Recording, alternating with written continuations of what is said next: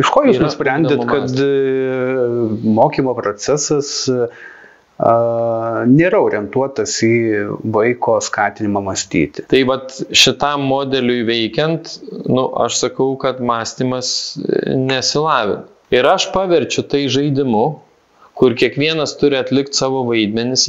Kas tikrai mąstymą, vadinkim, žudo, tai galima labai paprastai įvardinti. Sveiki visi, kurie žiūri ir klauso Vakarų Ekspreso tinklalaidę Laikas Klaipėdai. Šiandien mūsų svečias yra kūrybinės matematikos mokytojas Andrius Chomičius. Tai sveiki, Andriu, ačiū, kad skiriat laiko ir atėjot pas mus. Labą dieną, smagu, kad pakvietėt.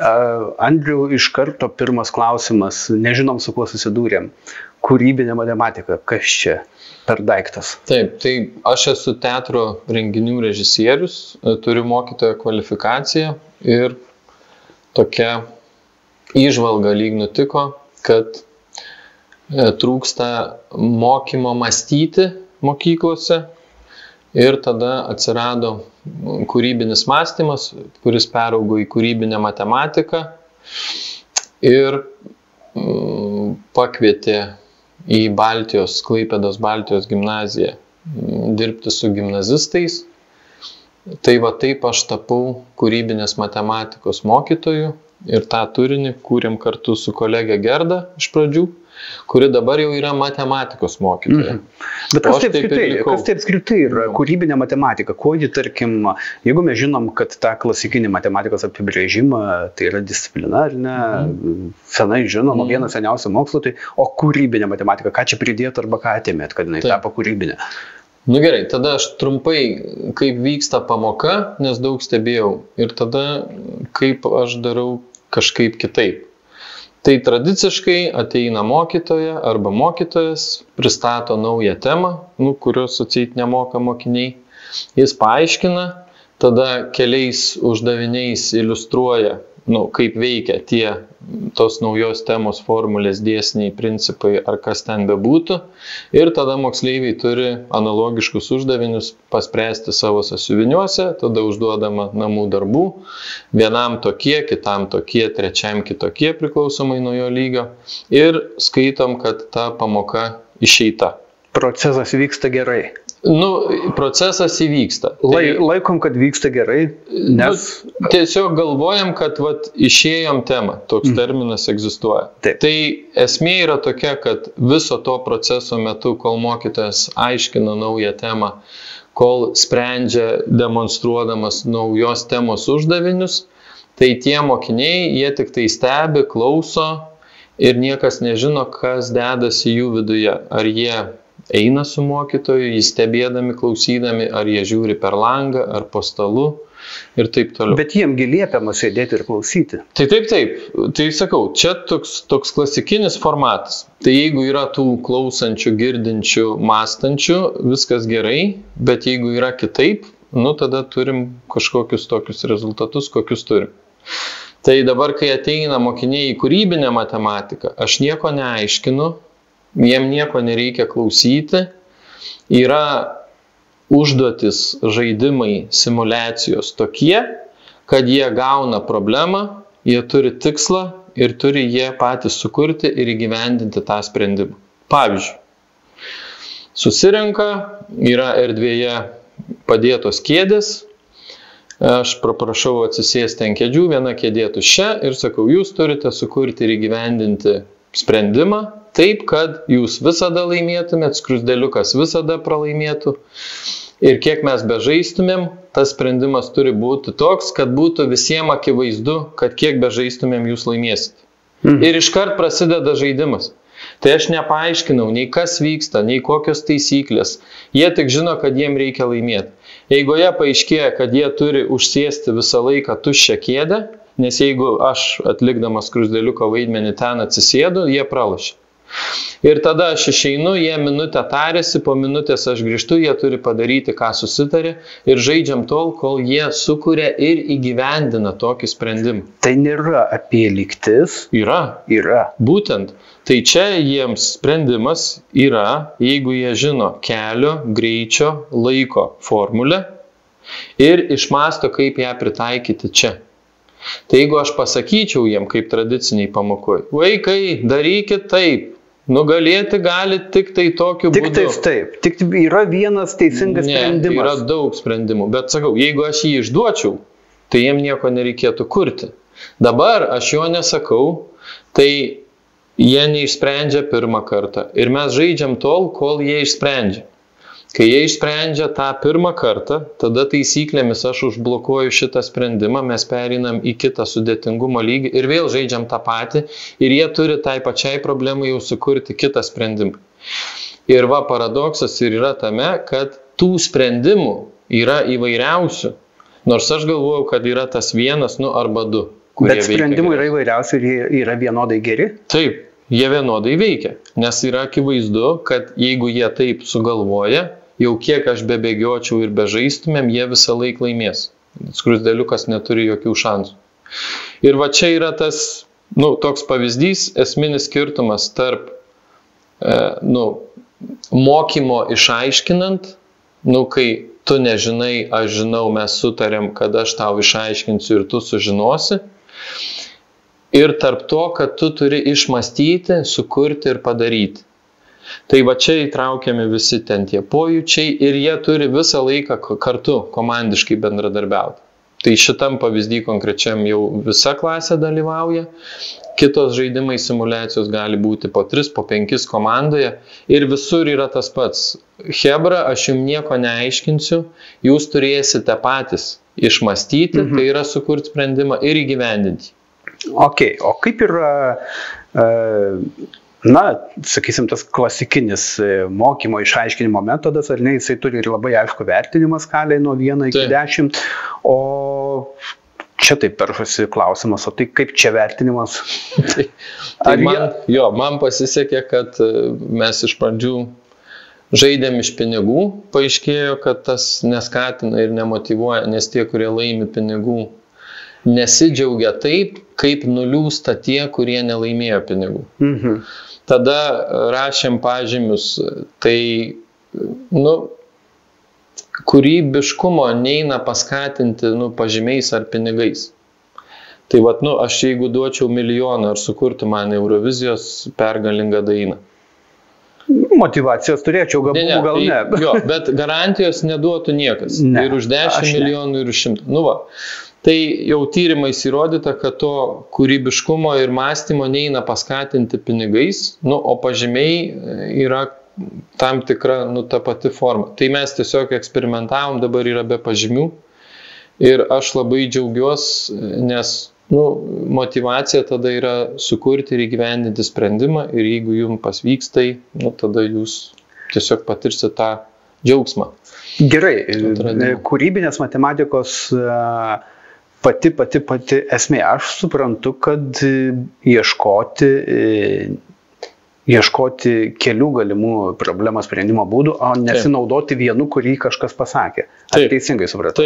Taip, būtent. Ok, dabar aš supratau vienos mano kolegės skundą, kuris sakė, kad padėjo įspręsti vaikui matematikos uždavinį paaugliui teisingai ir jis gavo 6 berods dėl to, kad įsprendė ne taip, kaip įsprendė, buvo netoks, kuris tinkamas mokyti.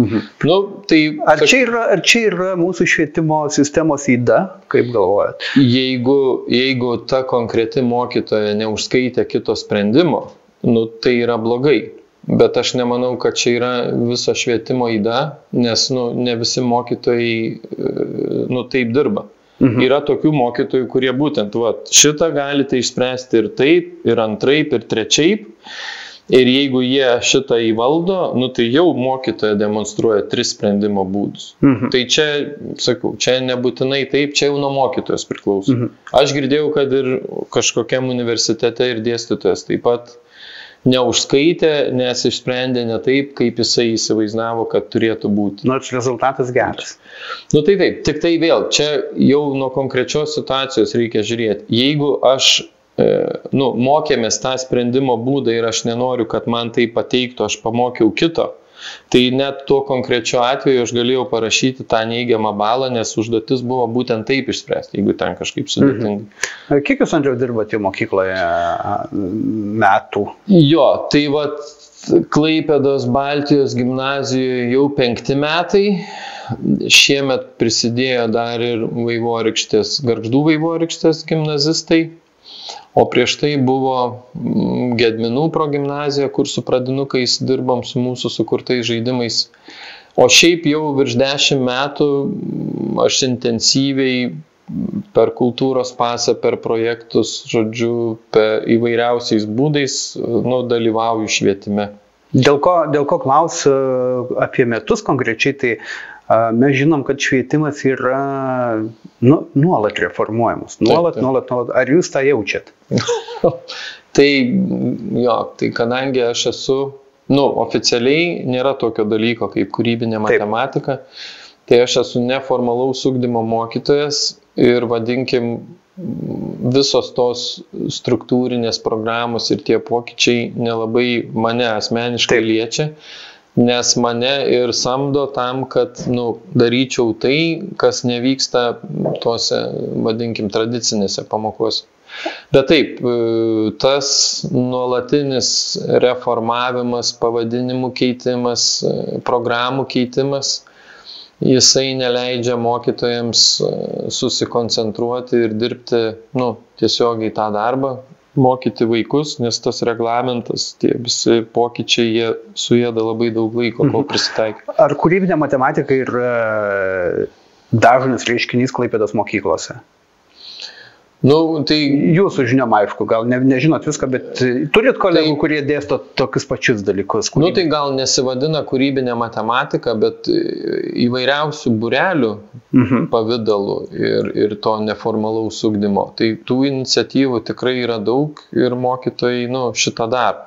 Iš kur atėjo tas poreikis? Ar čia nuo kažko nusižiūrėt, ar čia jūs kažką pasiūlėt, ar kitų kelių kažkokio atėjo? Aš esu pagal specialybę teatro ir renginių režisierius, Klaipėdos universitete, baigiau menų fakultetą. Ir kaip aš į mokyklas grįžau kūrybinių partnerysčių projekto rėmuose. Ir tenai daug teko važiuoti. Ir ten formatas buvo toks labai geras, kad neatvežam mes jau sukurtą kažkokį tai sprendimą ar produktą, bet kartu su mokyklos bendruomenė ieškom problemos ir tada kuriam jai sprendimą. Tai aš labai intensyviai dirbau ten kokius 3-4 metus ir aš pamačiau, kad iš esmės ta mokykla, procesai tie, mokymas tas, jisai... Čia bendraja prasme. Bendraja prasme, jo. Nėra pasikeitęs, nes aš pradėjau mokyklą lankyti 82, tai visos pradinės klasės buvo sovietmečiu, vadinkim. Ir aš gal pasigėdau būtent to, kad, ar mes ugdom mąstymą kiekvienoj pamokoj. Iš ko jūs nusprendėt, kad mokymo procesas nėra orientuotas į vaiko skatinimą mąstyti? Tai sakau, jeigu veikia šitas, kad aš išaiškinti turiu, reiškia, ieškoti nereikia, klysti nereikia, gaišti laiko tam procesui, kuris yra sunkus, nereikia, nes aš žinau, kaip reikia. Aš tau pasakau, tu atkartoji ir mes sutarėm, kad tu jau išmokai. Tai šitam modeliui veikiant, aš sakau, kad mąstymas nesilavina. Ir čia jau reikėtų tada, eiti į kažkokius konkrečius pavyzdžius. Tai gerai, vienas pavyzdys, kur mes darom kultūros paso programai. Yra uždavinys darbo. Zuikis suėda kopūstą per 3 valandas, zuikis su zuikienė kartu tokį kopūstą suėda per 2 valandas, kiek zuikienė suėda kopūstą per 1 valandą. Nereikia skaičiuoti. Tiesiog, tai aš galiu aiškinti šitą uždavinį ir sakyti, vaikai, žiūrėkit, čia darbo uždavinys, tai dabar vyksta viską taip ir aš paaiškinu, vaikai klausosi.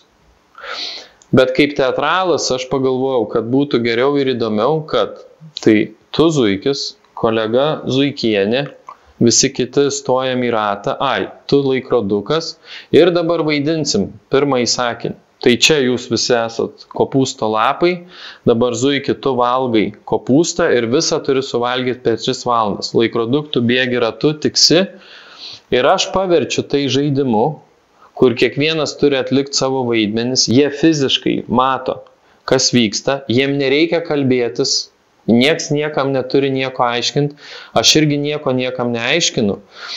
Ir mes tokiu būdu, tokiam formate darom tol, kol jie padaro teisingai. Ir paaiškėja, kad Zuikienė visiškai neturi laiko limitą.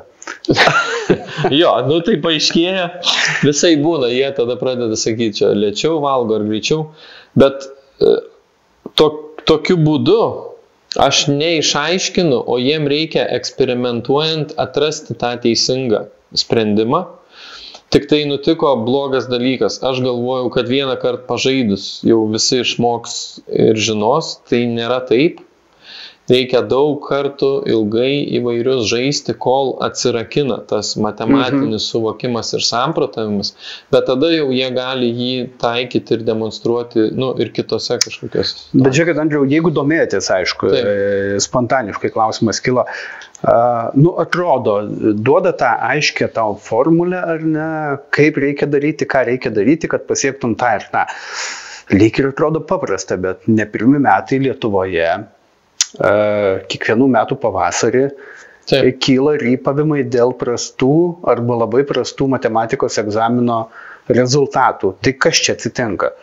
Tai tada aš atsakysiu, kaip mes su kolegė Gerda diskutavom ir sutarėm. Tai jeigu aš mokytojas mokau, žiūrėkit vaikai, A problemai, tam uždaviniui, yra A sprendimas, va tas vienas. Ir mes treniruojamės. Ir paskui žiūrėkit į egzaminą, kai ateisit, jums reikės tik atpažinti. Va čia A problema, reiškia taikot A sprendimą. O B problemai, reiškia tokiem uždaviniam, B sprendimas. Ir mes treniruojamės ir repetuojam. A problema, B problema. A sprendimas, B sprendimas. Aš juos taip paruošiu.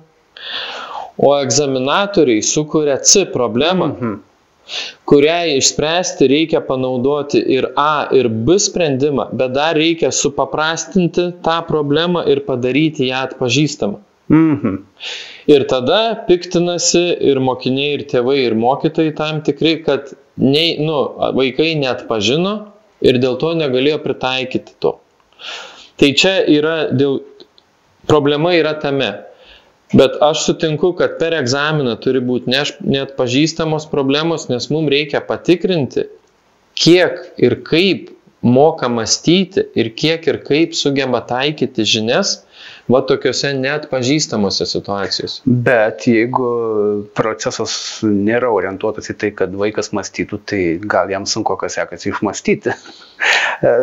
Tai būtent taip ir labai gaila ir apmaudu, kad mes nusikopijavom tą testų modelį, nes tai yra idiotizmo viršūnė. Jeigu aš turiu 4 atsakymus ir žinau, kad vienas iš jų teisingas, tai 25%, kad aš tiesiog pataikysiu nieko nemokėdamas. Atsiranda laimės faktorius. Taip. Tada jeigu aš noriu, kad visi išlaikytų gerai, aš kaip egzaminatorius galiu duoti tokį, kas yra Lietuvos sostinė. Varlė, stalas, kėdė ar Vilnius.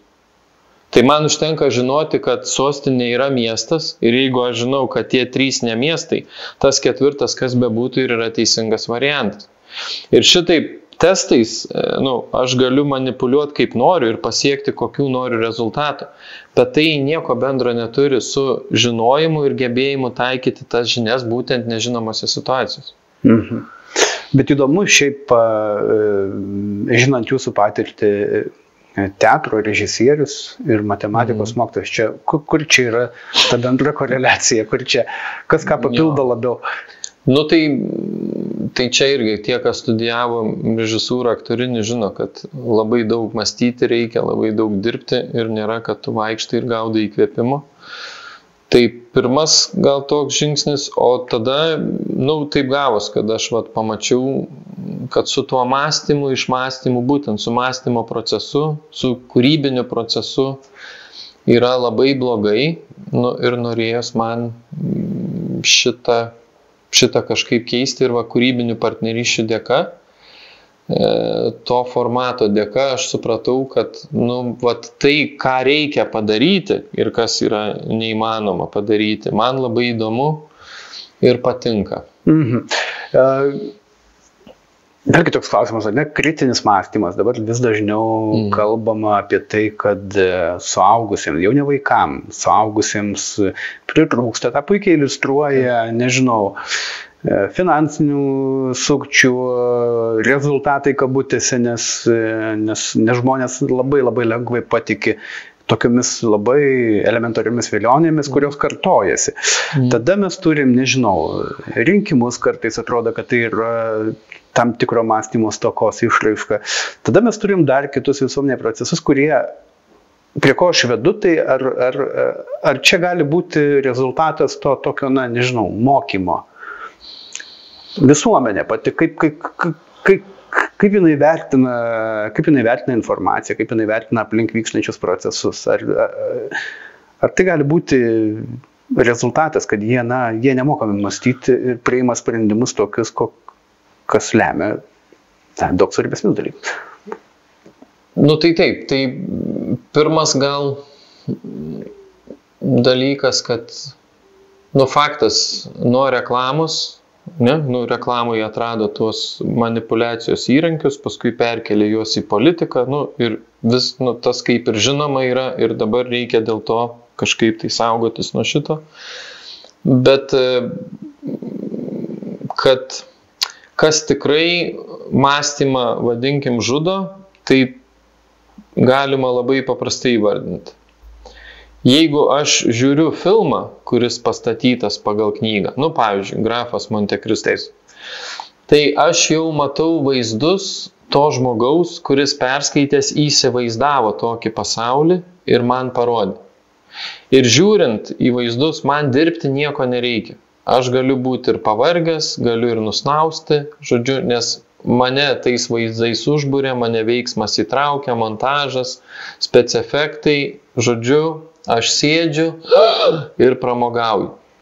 Jeigu man reikia skaityti romaną, jį perskaityti, aš turiu sėdėti tyloj, ramiai, susikaupti, susikoncentruoti. Skirti laiko, 2-3 valandas, neperskaitysiu visko iš karto, atidėsiu tą knygą, vėl grįšiu ir aš turiu vaizduotėj nusipiešti tą Prancūziją. Visus tos vaizdinius, susidėlioti personažus. Reiškia, aš turiu įsivaizduoti ir susikurti tą pasaulį, kuriame vyksta romano veiksmas ir atidėdamas, vėl pasimdamas vis grįžti. Reiškia, aš ir vaizduotę ir atmintį labai lavinu. Šitas užmuša ir vaizduotę ir atmintį. Tai tai, kad dabar visi gyvena ekranuose, ir viskas yra ekranizuota, kad tik nereikėtų skaityti, kad tau užmetė į akį, viskas aišku, kaip reikia padaryti ir kad kuo paprasčiau, kuo greičiau, o tada jau tu gali eiti skaityti, mokytis, kurti. Tai vyksta toks atvirkštinis. Žmogui reikia sukramtyti smulkiai ir paduoti jau tokį gatavą lengvai vartojimą produktą. Taip lyg sako tie, kurie kuria tos visus patogumus ir to šalutinis poveikis viso to yra, kad skaityti nebenori, dėti pastangų nebenori, mokytis nebenori. Tai pavyzdžiui, greitasis skaitimas, kas tai yra? Lyg tai aš turiu tą metodą įvaldyti tam, kad labai greitai, labai daug perskaityčiau. Bet ar aš suvoksiu tai, ar aš tą įsisąmoninsiu ir ar aš eisiu padaryti tai, ką perskaičiau? Tas greitasis skaitimas nebūtinai šitą garantuoja. Nežinau, kas jį išrado ir kodėl, ar yra toks poreikis, nes skaitimas kaip tik atrodo atsiribojimas, skirimas laiko savo ir kam čia skubėti. Taip, bet tai aš ir sakau, čia ir yra, jeigu tu apskritai neskaitai, tai ar lėtas ar greitas tau nepadės, o jeigu tu tik tai gebi greitai perskaityti, bet nieko nesuvoki ir nesupranti, tai kokia iš to nauda ir vertė. Daro challenges, kas daugiau perskaitė. Jo, tai va, arba tos yra sutrumpinti klasikiniai kūriniai, kur, esmės grožio kalbos nebelikę, yra tik tai kažkokie faktai, arba santrauka, kam tau skaityti. Tai santrauką galima paskaityti viršelio pusėje antroje. Gerai, grįžkim dar šiek tiek prie matematiką ir prie kritinio mąstymo. Kaip matematika šį labai svarbų žmogui gebėjimą lavina ir apskritai lavina? Čia vėlgi nuomonė, nežinau. Taip. Tai čia jau, kad nesuklyst, bet man atrodo, profesorius Norvaiša pasakė, tai man labai patiko. Reiškia, yra dvi matematikos. Viena ta logistinė buhalterinė, o kita yra, menas. Tai mokyklose mes mokom logistinės buhalterinės, kad susiskaičiuoti, apsiskaičiuoti finansus, logistiką, versle, investavime ir taip toliau. Tai čia yra viena matematika. Tokia kasdienė. Jo, ta taikomoji. Taip. O kita yra žmonijos kultūros mąstymo evoliucijos procesas. Ir kadangi matematikoje visi objektai, savokos yra tiksliai ir griežtai apibrėžtos, tai jeigu dabar mes nebesutarėm, tie skiepai gerai ar ne, politika šita gera ar ne, santvarka tokia ar ne, meilė, kas tai yra, kas tos vertybės, nebesutarėm. Tai matematikoje yra labai lengva sutarti, nes tie abstraktus objektai yra apibrėžti labai tiksliai. Ir tada galima atsekti minties mąstymo, tą žmonijos raidos evoliuciją būtent matematikoje ir prisiliesti prie šito.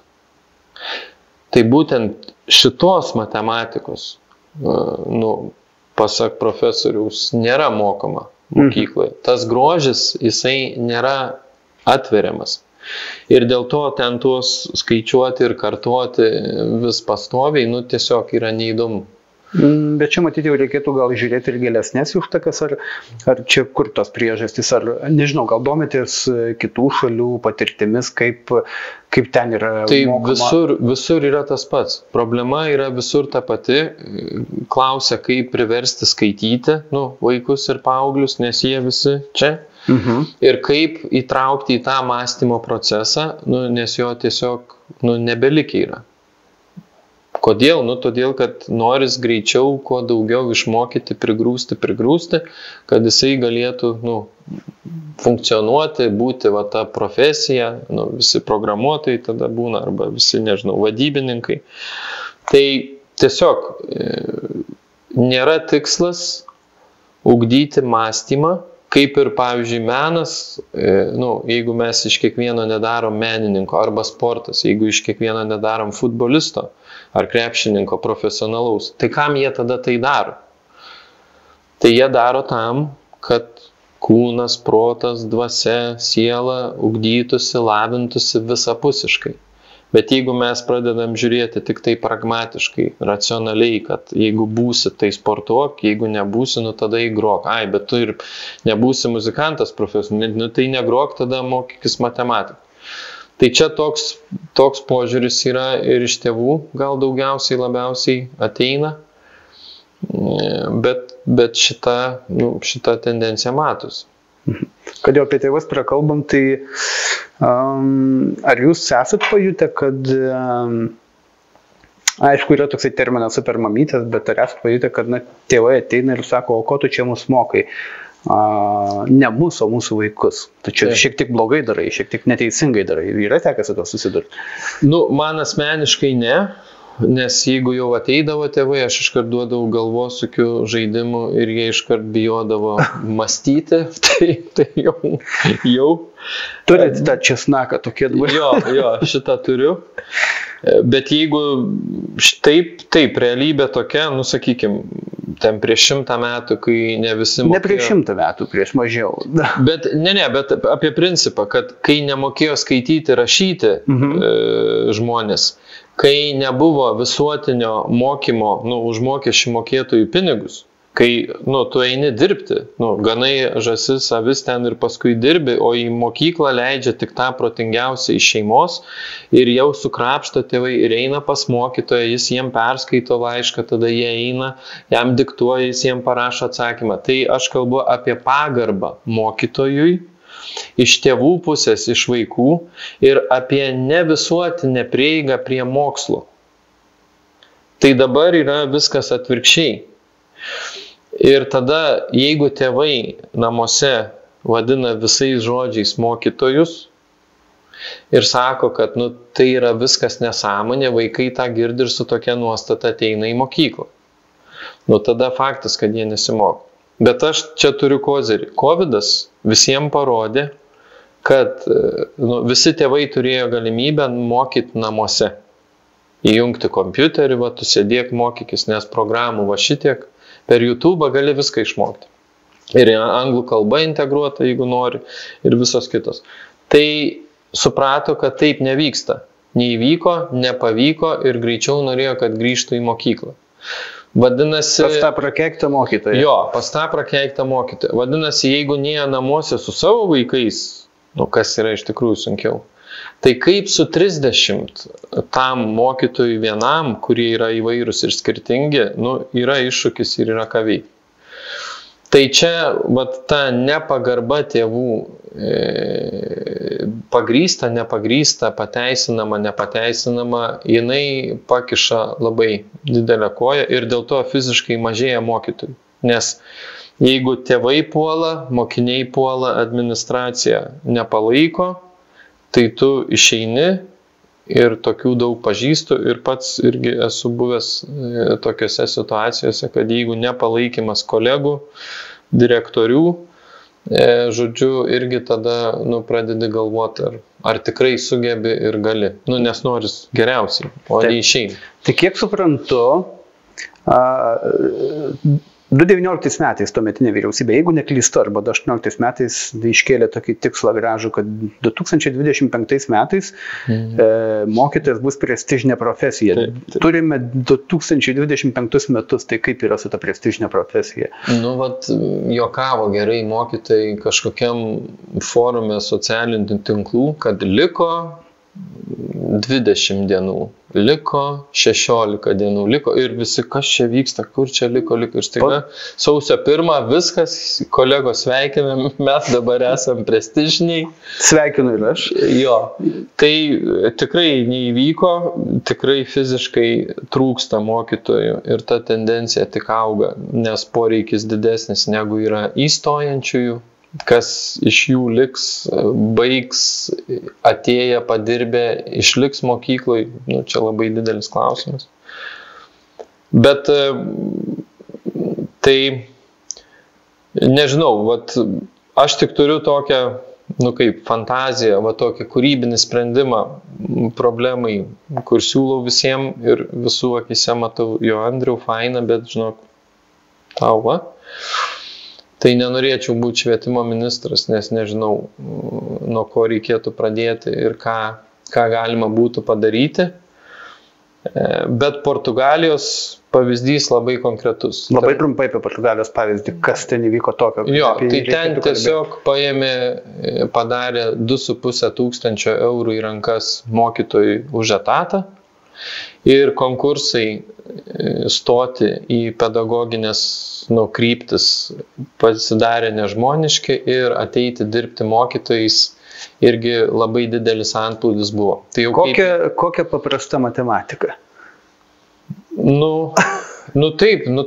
Taip. Ir tiek pinigų, kiek yra išleidžiama per įvairiausius projektus, per įvairiausias iniciatyvas, 1000-mečio mokyklos. Visus tuos pinigus, jeigu paimti, išdalinti mokykloms su prielaida, kad ten dirba suaugę žmonės, mes jais pasitikim, nes jie visi yra diplomuoti profesionalai ir jie tada jau pasiskirsto tuos pinigus, kur kaip kam geriau.